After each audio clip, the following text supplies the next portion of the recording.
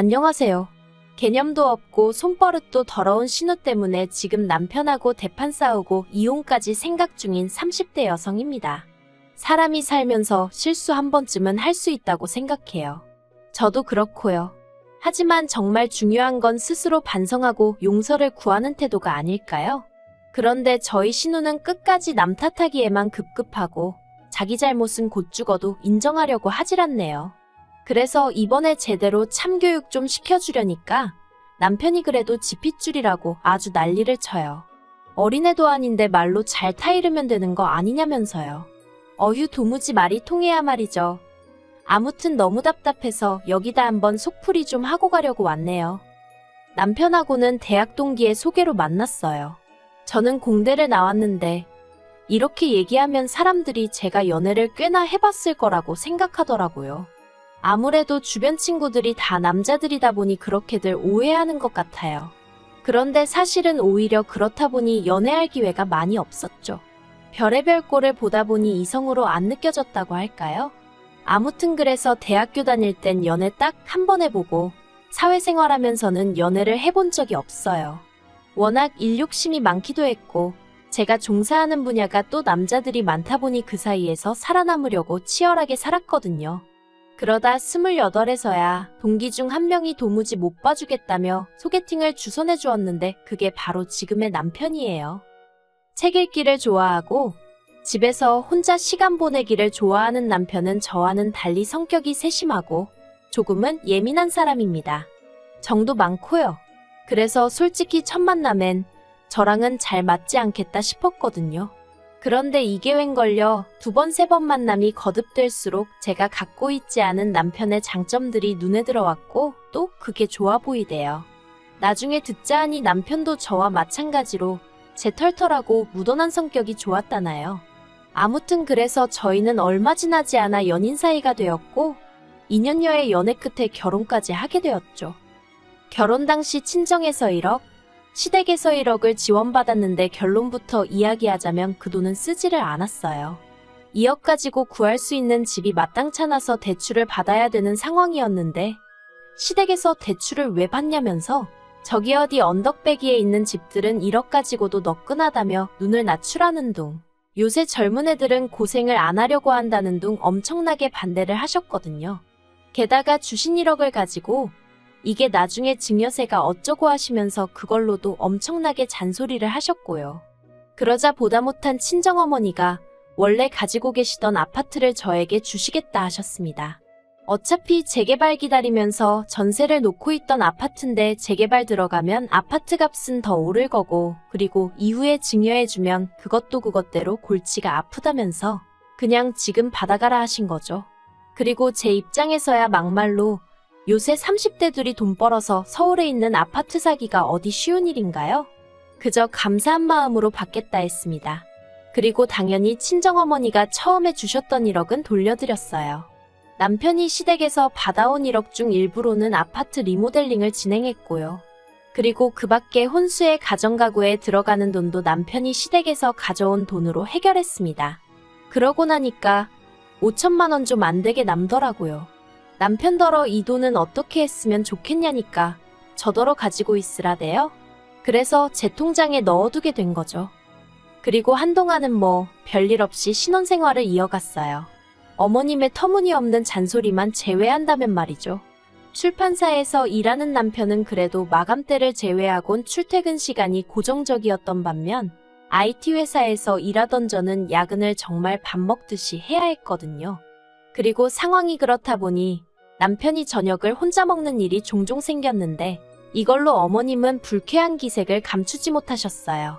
저더러 어떻게 결혼까지 한 여자가 밤 12시가 넘어서 집에 들어오냐부터 시작해서 당신 아들이 지 손으로 밥 차려 먹고 치우고 하는 걸 보면 자취때랑 달라진 게 없는데 뭐 한다고 결혼해서 돈 벌어다 저 좋은 일 시키는 줄 모르겠단 말씀도 서스럼 없이 하셨거든요. 그러면 저는 혼자 살 때도 그렇게 살았는데 왜 나랑 살 때는 그렇게 하면 안 된다는 건지 이해가 되질 않았지만 그렇게 따지고 들어봤자 어머님하고 말싸움이나 하게 될 게 뻔했으니 입 밖으로 꺼내진 않았네요. 하지만 어머님의 잔소리보다 저를 더 힘들게 한 건 사실 따로 있었습니다. 그건 바로 남편의 하나뿐인 여동생, 신우였어요. 신우는 겉으로만 보면 그냥 멀쩡해요. 모나지 않은 외모에 사업한다고 까불다가 말아먹긴 했어도 이후로는 직장도 그럭저럭 나쁘지 않은 곳에 다니고 있었고요. 그런데 문제는 그렇게 거짓말을 친다는 거였어요. 선의의 거짓말이라던가 그런 게 아니고 습관적으로 거짓말을 해댔죠. 심지어 한 번은 전화 남편하고 미리 얘기가 된 것도 아니었는데 친구하고 여행을 가면서 시부모님께는 야근이 길어져 저희 집에서 자고 간다는 말도 안 되는 핑계를 댔더라니까요. 하지만 신우 거짓말에 시부모님이 하루 이틀 속으신 것도 아니고 새벽 5시에 저희 집으로 시부모님이 찾아오셨습니다. 신우가 정말 저희 집에서 장계 맞는지 확인하러 오신 거였죠.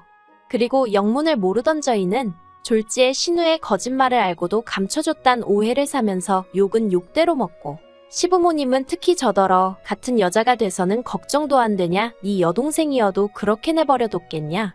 저러다 어디 가서 애라도 생겨서 신세를 망치면 그땐 제가 어떻게 책임을 질 거냐는 말도 안 되는 억지를 쓰시더라니까요. 그리고 저는 그때도 신우가 어디를 누구랑 갔는지 몰랐으니 몰아드릴 말씀도 없고 환장할 지경이었죠.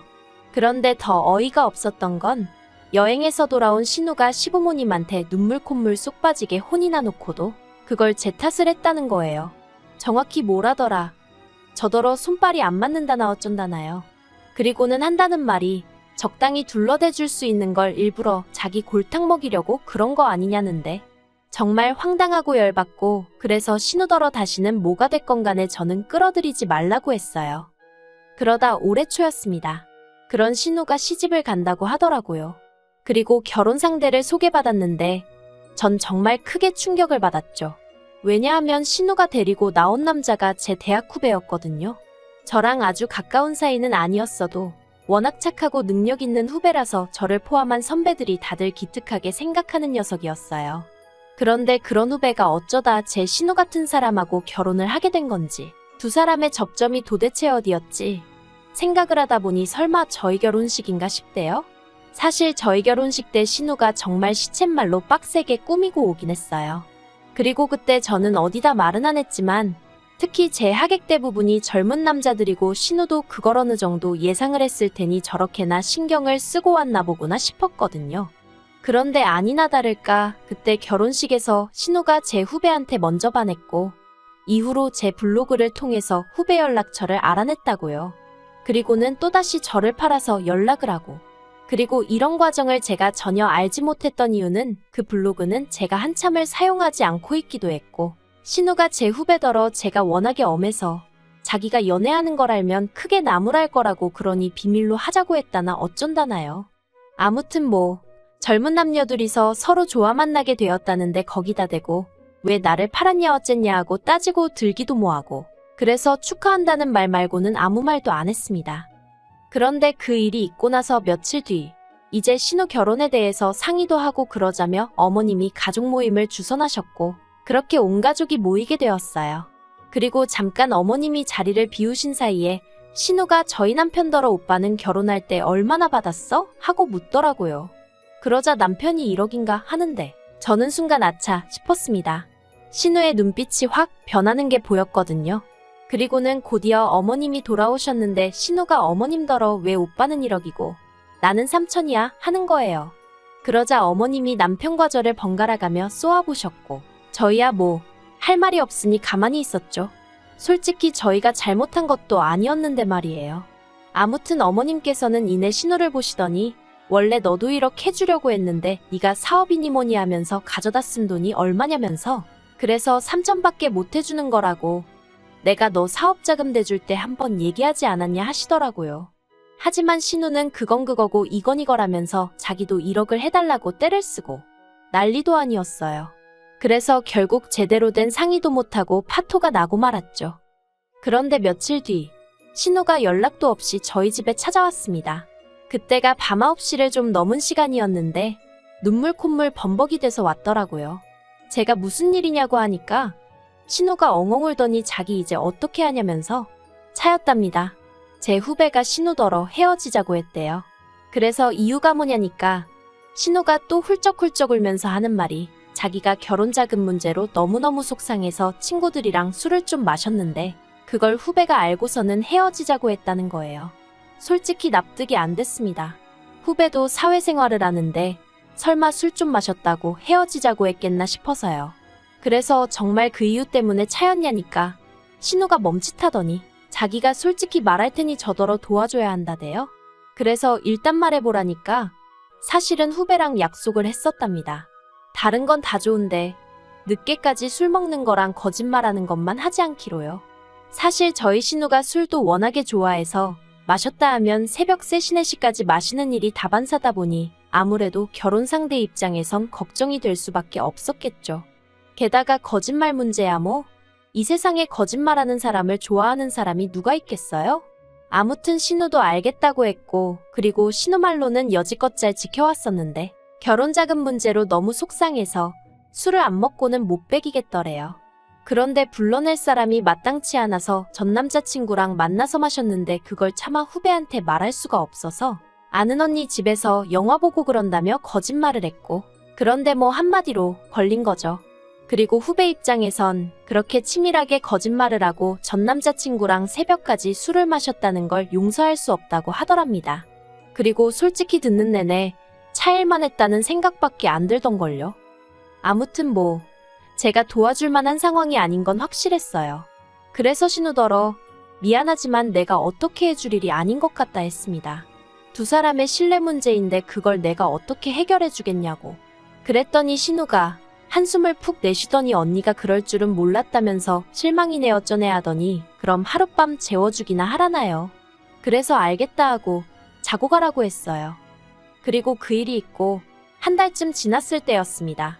그 사이 신우는 결국 파혼을 당했고 신우의 파혼을 방관했다는 이유로 저는 시부모님한테 말 그대로 역적이 되어 있는 상황이었죠. 그래서 스트레스가 정말 이만저만이 아니었네요. 그런데 그러던 어느 날 하루는 은행에 볼 일이 있어 갔는데 제 통장 잔고가 안 맞더라고요. 어이가 없었죠. 남편이 결혼할 때 가지고 온 돈 중 쓰고 남은 돈을 넣어놓은 이후로 손도 안 대던 통장이었으니까요. 이게 무슨 일인가 놀라서 통장 정리를 해보니 지난 한 달 동안 편의점부터 시작해서 명품관까지 체크카드로 자그만치 630만 원이 결제되어 있었습니다. 그래서 은행 직원한테 이게 다 뭔지 모르겠다. 나는 결제가 되었다는 문자를 받은 적도 없다 하니까 연락처 하나를 확인해 주는데 앞불싸 제가 예전에 쓰던 번호더라고요. 그래서 전혀 모르고 있었던 거죠. 경찰에 신고를 해야 하나? 어떻게 해야 하나 신고를 하면 잡을 수는 있는 건가? 전혀 눈치채지 못하고 있던 제 자신을 탓하기 시작하면서 남편에겐 어떻게 말을 해야 할지 여러 가지로 속상하고 갑갑하고 스스로 안심하고 정말 죽을 맛이었어요. 그리고는 집으로 돌아오니 남편이 제 얼굴을 보고는 무슨 일이라도 있냐고 묻길래 잠깐 고민하다 결국 솔직히 털어놓았습니다. 가지고 다닌 적도 없는 카드인데 이렇게 빠져나가고 있는 줄 몰랐다고. 속상하다고요. 그러자 남편도 황당해하면서 저더러 안 들고 다닌 거 확실하냐고 묻대요. 그리고는 한번 어디서 썼는지 보자고 하는데 그렇게 둘이 한참을 들여다보다 보니까 계속해서 낯익은 지역이 눈에 띄더라고요. 제가 남편더러 여기 왜 이렇게 익숙하지 하니까 남편도 그렇다고. 그러다 불현듯 떠오른 게 바로 신우 직장이 있는 동네였어요. 그리고 그제서야 설마 싶은 생각이 들고 시기상으로 신우가 저희 집에서 자고 간 무렵부터 카드가 쓰였거든요.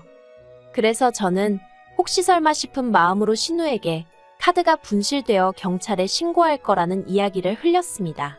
신우 반응을 한번 보려는 생각이었죠. 그리고 혹시나가 역시나라고 신우가 제 예상보다 더 화들짝 놀라더라고요. 그러더니 한다는 말이 카드 분실 신고했으면 됐지 경찰에까지 신고할 필요가 뭐가 있냐는 거예요. 제가 실수로 잃어버렸을 수도 있는데 경찰들 귀찮게 하지 말라면서요.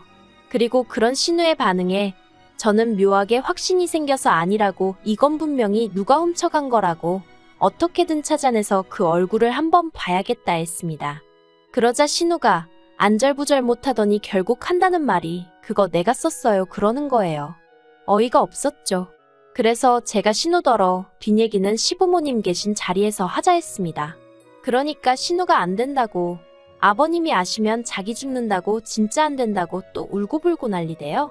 하지만 거짓말하는 것도 부족해 도둑질까지 하다니 이참에 이놈의 버르장머리를 확실히 뜯어 고쳐줘야겠단 생각뿐이었거든요.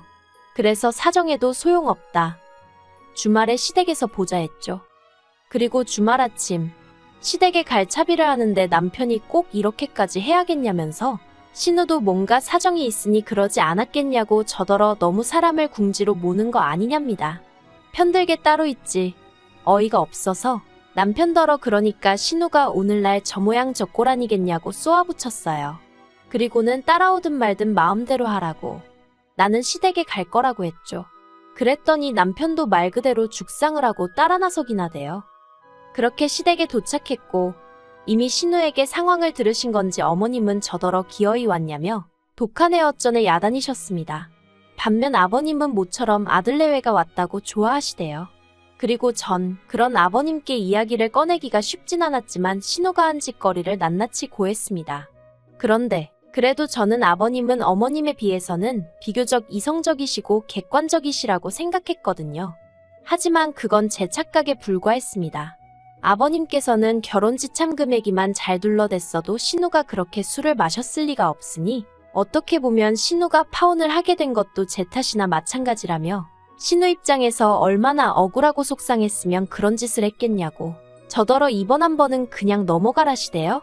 그리고 그 돈 630은 신우가 입은 피해에 비하면 턱없이 적은 돈이니까 아까워하지도 말라면서요. 어이가 없었죠.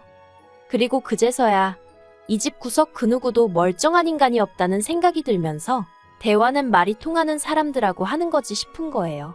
그래서 아버님더러 잘 알겠다고 말씀드리고는 그럼 뭐 방법이 없지 않냐고 법대로 하겠다 했습니다.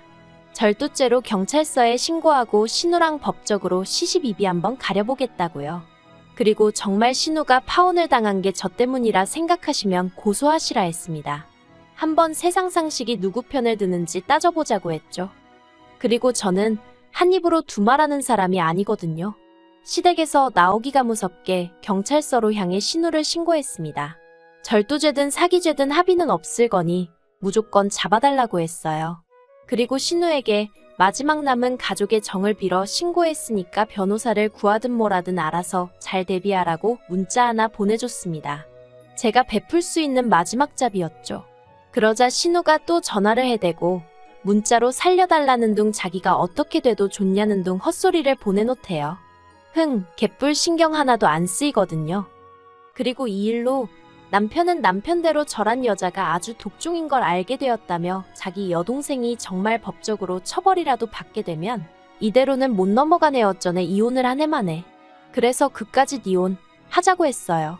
참나 지랑 이혼하는 게 뭐 얼마나 겁나는 일인 줄 알고 그런 걸로 협박을 하는 건지.